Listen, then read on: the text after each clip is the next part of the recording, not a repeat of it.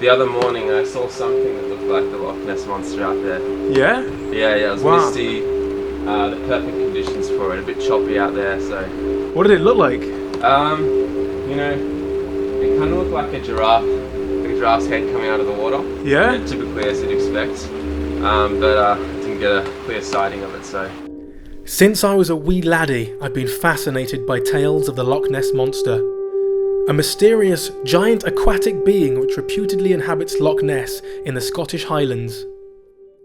So famous are these tales that many men and women have devoted their entire lives to finding this mythical creature and proving true its existence once and for all.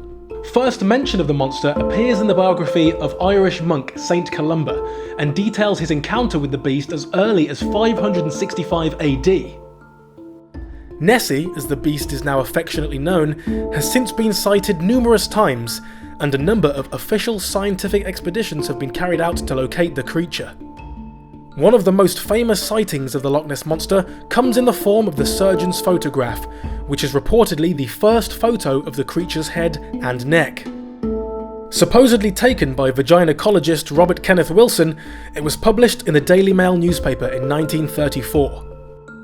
For years, the photo was considered evidence of Nessie's existence, though many disputed its authenticity. Amongst those skeptics included paleontologist and painter Neil Clark, who claimed the photo depicted a paddling elephant. A likely story, Neil.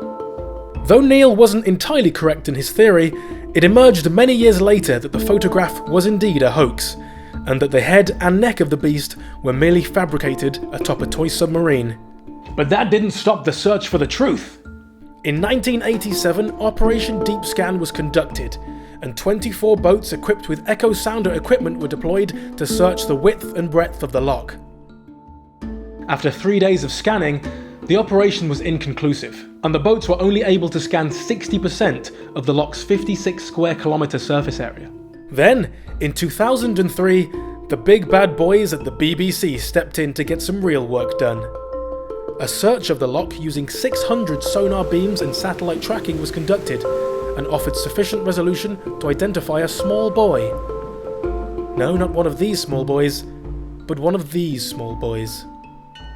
Despite the researchers' expectations, no animal of substantial size was identified, and the scientists involved accepted the Loch Ness Monster as nothing more than a myth. But I know better than to admit defeat against a highly intelligent, super being like Nessie, capable of cloaking itself against our primitive sonar technology. I knew the only thing capable of finding this mythical creature was love, respect, and patience. And that brings us here, to the year 2017. As a passionate Nessie enthusiast, I have added this search to the list, which is a list of 20 items for me to complete this year. But I couldn't possibly do it alone, oh no! Accompanied by my good pal and fellow adventurer Chris, we began driving north, to the famous loch itself. The road was long, and the weather terrible.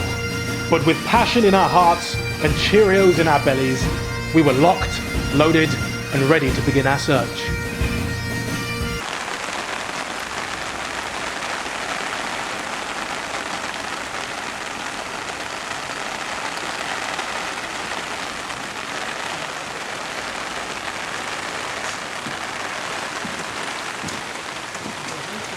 Loch Ness contains more fresh water than all the lakes in England and Wales combined, and at its deepest reaches 230 metres in depth.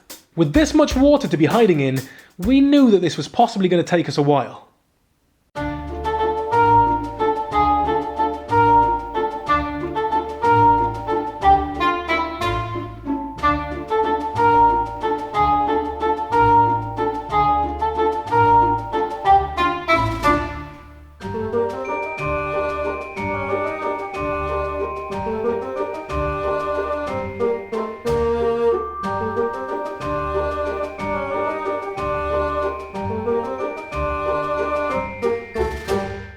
It had been what felt like days, perhaps even weeks, but we were determined to stay strong. Well, I was staying strong, but I felt like other members of the team didn't quite have the determination required to earn Nessie's respect. Chris, Come on, we're not going to find the Loch Ness Monster if you're sitting here on Tinder. Found a few monsters on here. It was unfortunate, but it was clear that the expedition could not continue with the current team structure. I don't want to mention any names, but certain individuals were letting us down and kept insisting that he had to get back to get his flight because it was booked in advance or whatever. After an arduous few months of searching, we got ourselves back on the road.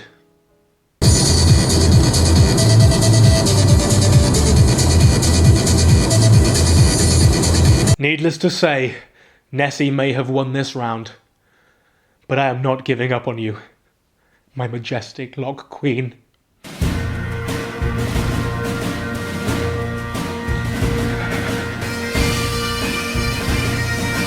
My majestic Loch